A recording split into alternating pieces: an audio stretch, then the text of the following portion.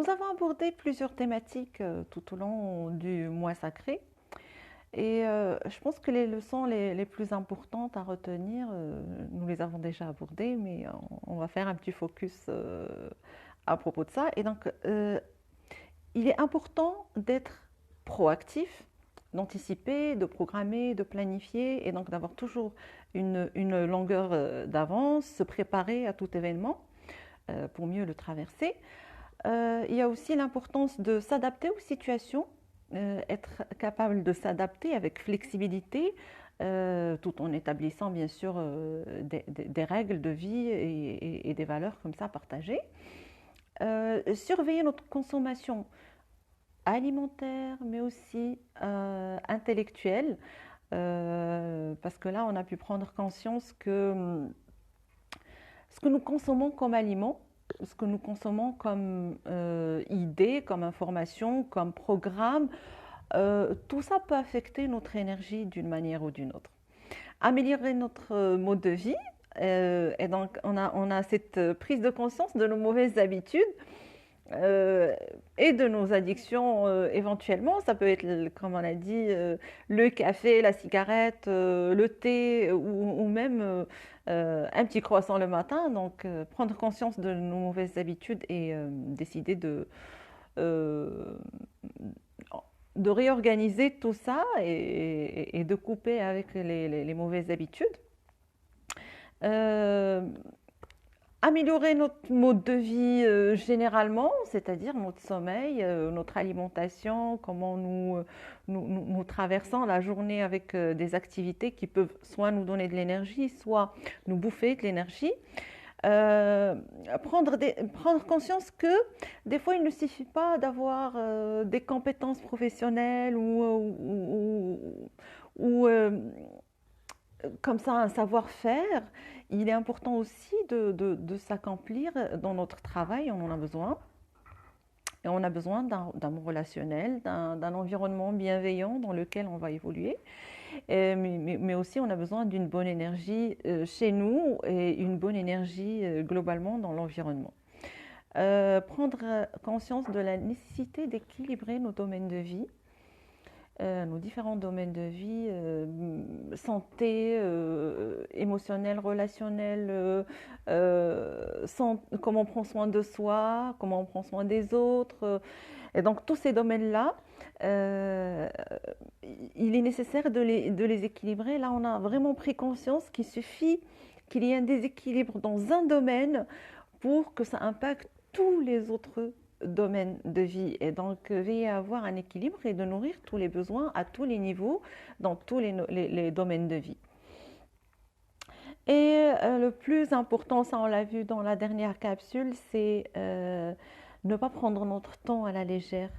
Euh, euh, et donc, revoir notre manière d'occuper le temps, notre manière de l'investir, dans quoi et avec qui je décide de meubler mon temps et là où je décide d'investir mon temps, c'est très important pour l'efficacité personnelle.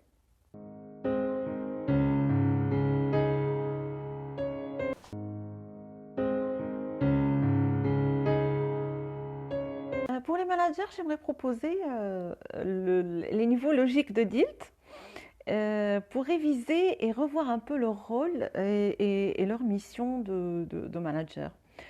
Et donc, la pyramide des niveaux logiques, on le sait, elle peut aller dans un sens ascendant et dans un sens descendant. C'est ce que je propose aujourd'hui. Alors, on va faire le mouvement ascendant pour se questionner par rapport à son rôle et sa mission de manager. Et on va faire le mouvement descendant pour poser un plan d'action et prendre les décisions qu'il faut. Alors, on a le niveau 1, c'est l'environnement. L'environnement, c'est ce qui se passe autour de nous, c'est l'environnement direct dans lequel on évolue, là notamment dans le niveau professionnel. Et par exemple, ici, le constat que pourrait faire le manager au niveau de l'environnement, j'ai peut-être manqué d'autorité pendant le ramadan, ou il y a eu des situations où j'ai senti qu'on ne m'a pas assez respecté pendant le ramadan. Ça, c'est juste pour donner un exemple. Donc le constat à ce niveau-là, ça peut être ce qui se passe dans notre environnement direct. Le niveau 2, c'est le niveau comportement. Et là, on se questionne plutôt sur notre contribution à cette situation. Par rapport à la situation, qu'est-ce qu'on a apporté comme comportement, qu'est-ce qui a encouragé l'autre à faire ça. Et ici, le constat, ça pourrait être j'ai manqué d'autorité parce que je n'ai pas su imposer des limites ou je n'ai pas su exprimer ce qui me gênait au moment où ça me gênait. Euh, donc ça, c'est le constat éventuel. C'est juste un exercice et donc chacun pourrait l'adapter à sa manière. Le niveau 3, c'est les capacités, c'est au fait les compétences qu'on a besoin de développer pour ne plus jamais vivre la situation qui nous gêne et qu'on a détectée au niveau de l'environnement et des comportements. Et ici, par exemple, le constat pourrait être j'ai besoin de retracer des limites. J'ai besoin par exemple, de développer mon assertivité. Ou alors, j'ai besoin de faire une formation en communication non violente. C'est des prises de décision comme ça au niveau des compétences et des capacités. Le niveau 4, c'est le niveau des croyances et des valeurs. Et donc, le niveau des croyances et des valeurs, ce sont les croyances liées à un système de valeurs. Et c'est ce qui est à l'origine de la situation. Pour rester dans le même exemple, ici, la croyance derrière la situation et le comportement et ce qui s'est produit, c'est par exemple la croyance que dès qu'on est ferme, on pourrait manquer de respect à l'autre ou que trop d'autorité, c'est un manque de respect à l'autre, forcément. Et donc derrière, il y a une valeur importante qui est le respect de l'autre. Et une fois qu'on a détecté ça, on sait bien sûr intégrer les choses qu'il faut. Ça, c'est le niveau 4. Le niveau 5, c'est l'identité et mission. Identité et mission, là, c'est vraiment le dernier niveau logique. Et c'est lié tous les autres niveaux à une mission qui donne sens à notre travail, à notre rôle. Mais c'est aussi intégrer nos différents rôles comme ça et les différents aspects de ce rôle dans notre identité et l'assumer complètement. Et donc ici, ça pourrait être, oui, mon rôle et ma mission de manager font que dans mon style de management, il manque un peu de fermeté et qu'il est important d'assumer cet aspect qui est tout aussi important pour mon rôle et ma mission. Et donc là, ce que je propose, c'est quand on a fait ce mouvement ascendant, en allant se questionner de l'environnement vers la mission et identité, revenir dans le sens inverse en posant pour chaque niveau un objectif ou un plan d'action.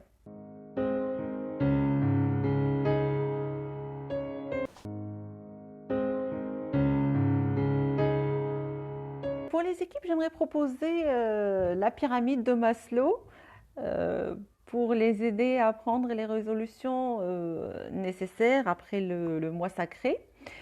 Et bon, je suppose que tout le monde connaît la pyramide de Maslow. On va refaire juste un petit rappel avec le mode d'utilisation. On a d'abord les besoins physiologiques. Les besoins physiologiques qui sont bien sûr la faim, la soif et tout ça. Et donc comme pendant le ramadan, on a pu traverser la faim, la soif et les restrictions et tout ça. Donc ici, il est important de revoir nos habitudes alimentaires.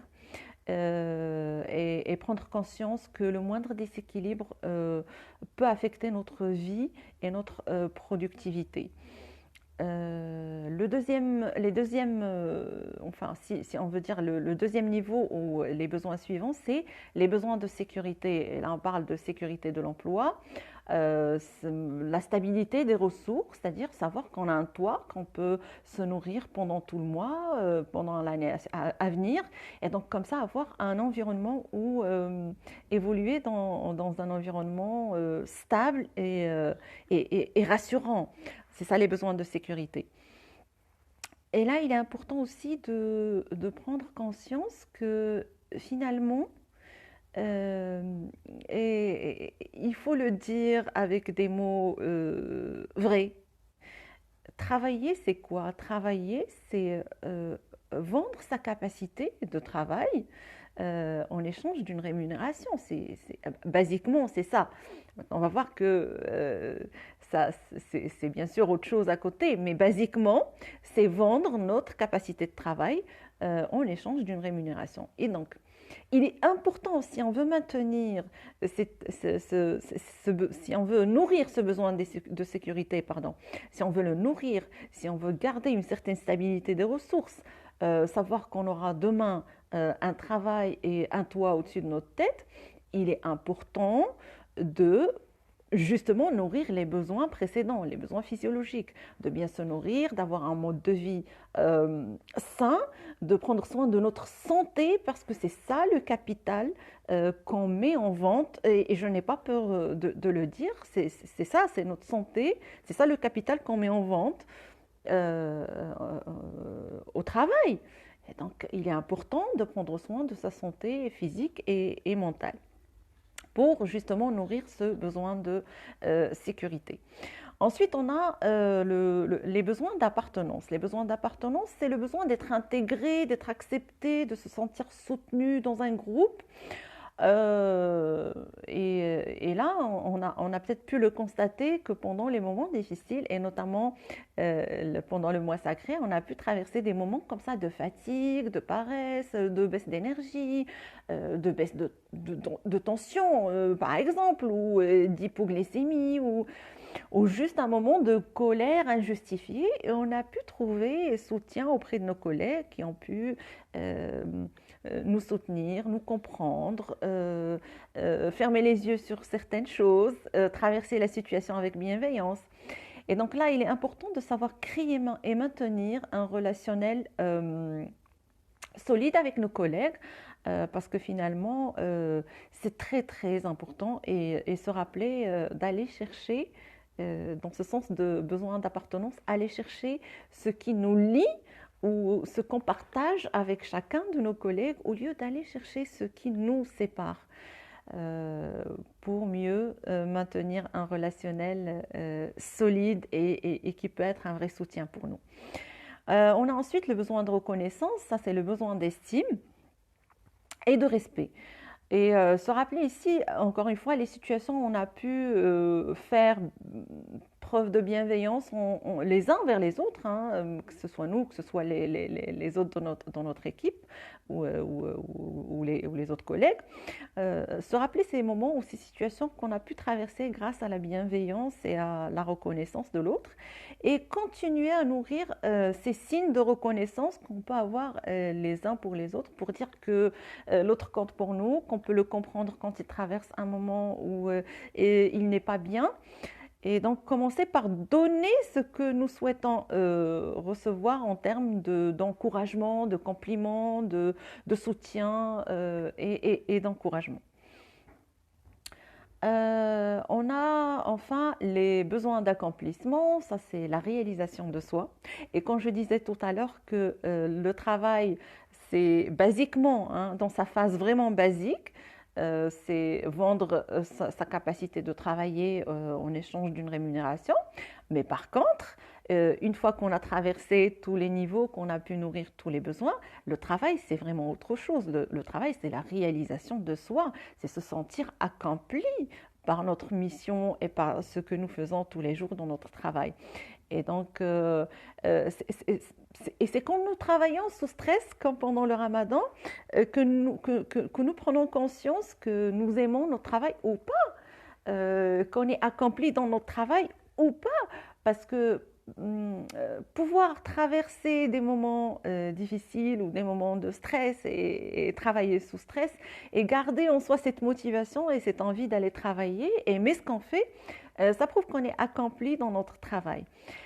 Et par rapport à ça, se questionner à notre niveau sur à quel point on est accompli dans notre travail ou pas, et prendre les décisions qui s'imposent, soit dans le sens d'une évolution de carrière, soit carrément dans le sens d'un changement de carrière, pourquoi pas. Parce que oui, dans son niveau basique, travailler, c'est vendre sa capacité de travail en échange d'une rémunération ou d'un salaire. Ça, c'est le niveau vraiment basique. Comme l'être humain, son besoin basique, c'est de se nourrir, de boire, de dormir, voilà, donc les besoins basiques. Mais l'humain n'est pas que ça. On a aussi besoin de s'accomplir dans son travail et de se sentir dans une réalisation de soi.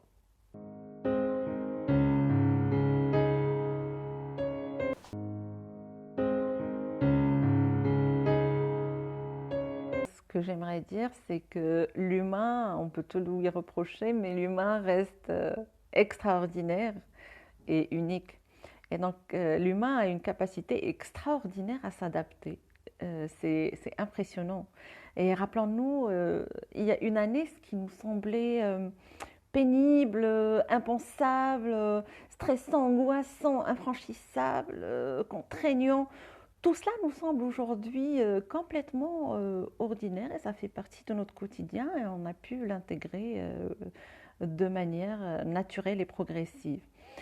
Et donc on a pu intégrer une nouvelle méthode de travail et c'est devenu normal. On a pu intégrer un nouveau mode de vie avec des restrictions par rapport aux sorties, aux déplacements et tout ça. Et on a pu trouver des solutions et c'est parfait. On a même pu intégrer une nouvelle pièce dans notre garde-robe qui est le masque et jusqu'à peut-être il y a 2 ans ça aurait été impensable et aujourd'hui ça devient un réflexe et quelque chose de tout à fait naturel. Et donc c'est impressionnant cette capacité qu'on a de nous adapter et se rappeler que nous pouvons tout traverser avec de la flexibilité, en essayant de nous adapter au mieux dans l'acceptation des choses et des situations qu'on ne peut pas changer et les choses sur lesquelles on n'a aucun contrôle, aucun pouvoir, mais aussi dans la résilience.